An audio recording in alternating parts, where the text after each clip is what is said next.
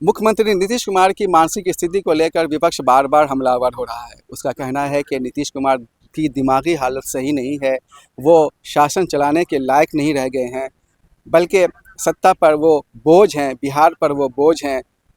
Party को चाहिए कि सत्ता परिवर्तन करे, यानी कि मुख्यमंत्री नीतीश कुमार को आराम दिया जाए और उनकी जगह पर किसी और को मुख्यमंत्री बनाया जाए।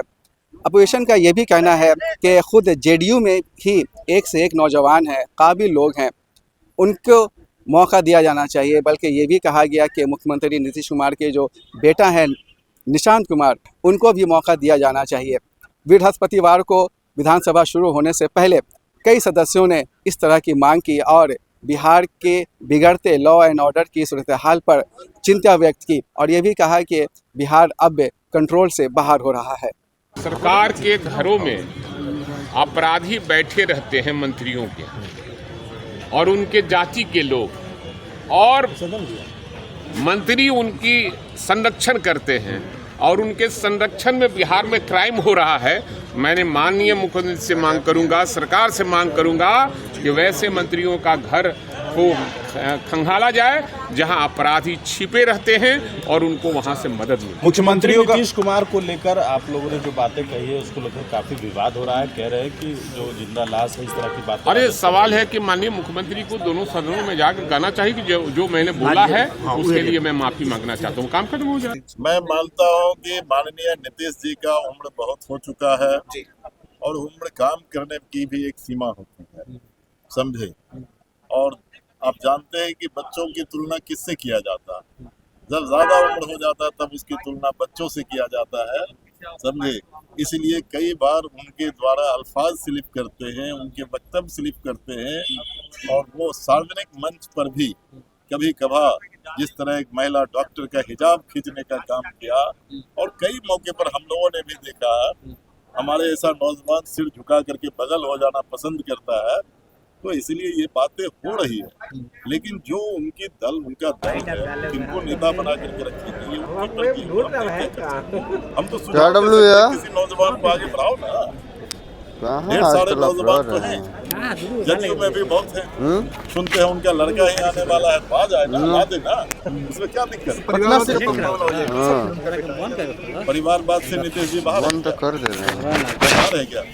वो तो अपने परिवार के सदस्यों को नहीं लाया, वो स्पष्ट तरीके से कहते हैं। चेतन आनंद, उनकी मां का नाम क्या है? लवली आनंद। पिता का नाम क्या है? आनंद मोहन। वो परिवारवाद नहीं है क्या? वो आप जो कह रहे आनंद सिंह, उनकी पत्नी पहले एमएलए थे, आज इन्होंने इनको टिकट दिया, ये परिवारवाद नहीं है क्या? एक नहीं एक दर्जन है। हमारे यहाँ जिला के जो है मुन्ना मंडल, उनका बेटा आज एमएलए है, एक दिन उसकी राजनीतिक जिंदगी नहीं था, कैसे उसको लिया? उपेंद्र कुशवाहा जो लोक मोर्चा का जो है वो क्या है बेटा, एक किसी सदन का मेंबर नहीं है, उसको सदन में बैठाते हैं, मंत्री बनाते हैं। ये परिवारवाद नहीं है। आप परिवारवाद का बढ़ावा दे रहे हैं और दूसरे के ऊपर परिवारवाद का जो है आप ये लगाते तोहमत। सदन में क्यों नहीं? माननीय नेता प्रतिपक्ष सदन में नहीं आ रहे हैं, ये विपक्ष का अपना मसला है। आप विधानसभा के नियमावली को पढ़ लीजिए, नियमावली में साफ तौर पर लिखा होगा मिनिस्टर, मुख्यमंत्री और नेता प्रतिपक्ष वो अपने कार्यक्रम के हिसाब से आएंगे जाएंगे। लेकिन जहां तक जो लोग सवाल कर रहे हैं नेता प्रतिपक्ष सदन में नहीं आते, तो मैं तो आपको कह रहा हूँ कि आप जरा देखिए लोकसभा के अंदर नेता सदन लोकसभा में नहीं आते और नेता प्रतिपक्ष आ रहे हैं लगातार, उनको बोलने नहीं दे रहा। ऐसा क्या है सर बोलने नहीं दिया जा रहा है? ऐसा क्या वो बोलना चाहते हैं कि इस देश को एज ए प्राइम मिनिस्टर उन्होंने विदेश के साथ उनकी विदेश नीतियां और विदेश की यात्रा से जुड़े हुए कई मसले हैं और देश की सुरक्षा से जुड़ा हुआ कई मसले हैं, जिसको किताब के तौर पर जो छपी है उस किताब को लेकर के उन्होंने उद्धरण दिया था और वो उसको रखना चाहते थे। उससे उनका चेहरा दागदार होगा, बेनकाब होगा और उस डर से वो नहीं आते हैं। और उसी डर से जो है आप जान लीजिए कि वहाँ पूरी तौर पर डेमोक्रेटिक राइट का जो है ना पार्लियामेंट मेंबरों का हनन किया जा रहा है और पूरे विपक्ष को बोलने नहीं दिया जा रहा है। उस पर विपक्ष चाहता है कि मुख्यमंत्री जी अपनी चुप्पी तोड़े, पर मुख्यमंत्री जी अपनी स्थिति स्पष्ट करने में असमर्थ दिख रहे हैं और लगातार महिला उत्थान का बात करते हैं और सदन में किसी महिला के बारे में गलत बयान करना ये कहीं से उचित नहीं। सरकार की जो स्थिति अपराध बढ़ रहा है और उसके खिलाफ वो चुप्पी साधे हुए हैं। बस जैसे नीट छात्रा मौत मामला दरभंगा में 25 नीट छात्रा का जो मामला है एक पटना का मामला है। आज बिहार का हर जिला दरभंगा में हुआ है, मोतिहारी में एसिड अटैक एक लड़की पे हुआ है और लगातार हर जिला आप आंकड़ा देखिए तो अखबार के जो पन्ने हैं वो अपराध से भरे। या तो मुख्यमंत्री जी फिट नहीं है बिहार को संभालने के लिए या फिर किसी के दबाव में है। सदन में चर्चा होनी चाहिए, आप चाहते हैं सफाई दे नीतीश। विपक्ष यही चाहता है कि इस पर एक चर्चा हो, मुख्यमंत्री जी और उनके जो नुमाइंदे हैं वो स्पष्ट करें और लगातार जो 2005 से पहले का जो उदाहरण देते हैं तो क्या महाजंगल राज लग रहा है आपको? बिल्कुल शासन जो सुशासन का जो बोलते हैं वो कुशासन में परिवर्तित हो चुका है। सिविल कोर्ट को उड़ाने की बात हो या आम आदमी को उड़ाने की बात हो, आज इस बात का हमें दुख हो रहा है कि जिस जंगल राज को कहते कहते ये लोग जो सत्ता में बैठे हैं लोग हैं 21 साल काट लिए, लेकिन 21 साल का ये हिसाब ये नहीं देते हैं, बल्कि हमेशा से विपक्षियों पर मतलब हम लोगों के साथ वो कहते हैं।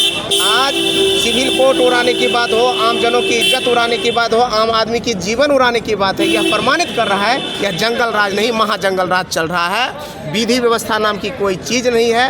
मुख्यमंत्री जी को नैतिकता के आधार पर त्याग पत्र दे देना चाहिए और विधि व्यवस्था की समीक्षा करते हुए माननीय राष्ट्रपति महोदय से मैं आग्रह करता हूं बिहार में राष्ट्रपति शासन लागू करें। क्या मुख्यमंत्री को आप लोग जिंदा लाश मानते हैं? राजद जिस तरह से ट्वीट कर रही है एकदम बिल्कुल सही है। वो जिंदा लाश बन चुके हैं और वो मुख्यमंत्री खुद को ही पहचान नहीं पा रहे हैं कि वो कौन है। तो पूछा जाए, कभी आप लोग पूछिएगा कि आप कौन है तो वो अपना नाम भी नहीं बता सकते। तो ऐसे मुख्यमंत्री बिहार के लिए अच्छा है। आप ये बताइए कि आदरणीय नीतीश कुमार जी राम मनोहर लोहिया को भूल गए, जेपी को जयप्रकाश नारायण जी को भूल गए, हमारे बाबा साहब भीमराव अंबेडकर जी को भूल गए, उनके विचारों को भूल गए, कर्पूरी ठाकुर को भूल गए, उनके विचारों को भूल गए, सुरेंद्र राम जो 17 महीना तक उनके कैबिनेट में मिनिस्टर थे उनको भूल गए, लालू जी के पुरस्कार को भूल गए, बेटा से भी बढ़ के आदरणीय तेजस्वी जी ने उनको अब बहुत बड़ा सीट होने के बाद भी उनको मुख्यमंत्री बनाए, उनके उपकार को भूल गए। अब तो हमको ऐसा लगता है कि नीतीश बाबू खुद को ही भूल चुके हैं, इसलिए बिहार के वो मुख्यमंत्री के लायक नहीं। जनता ने भरोसा जताया 202 सीट बहुमत तो नीतीश कुमार को मिला ना। नीतीश कुमार पर भरोसा नहीं, गांधी छाप के नोट पर भरोसा लोग किया और वोट दिया। और गांधी छाप का 10 हज़ारिया गांधी छाप नहीं होते तो ये मुख्यमंत्री की सरकार।